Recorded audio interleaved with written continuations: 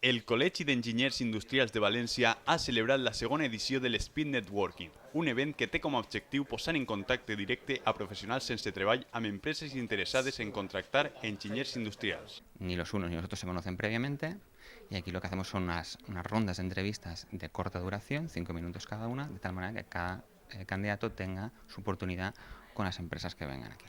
En esta segona edició, 5 empreses diferents han mantingut 50 entrevistes de 5 minuts cadascuna amb 10 candidats. Es una manera nueva de hacer las cosas porque ahora también los procesos de selección y los candidatos están cambiando. Está muy bien porque puedes conocer a bastantes empresas, tienes la facultad de explicar un poco tu currículum y más que nada es que si tienen vacantes, entregar el currículum en mano es bastante importante. ¿Y la experiencia de la entrevista?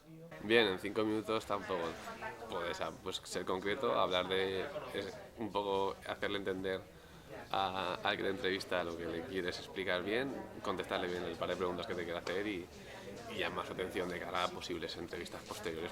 Gràcies a esta iniciativa es genera un alt nombre de contractes entre enginyers i empreses en poc temps i es multipliquen les oportunitats d'inserció laboral.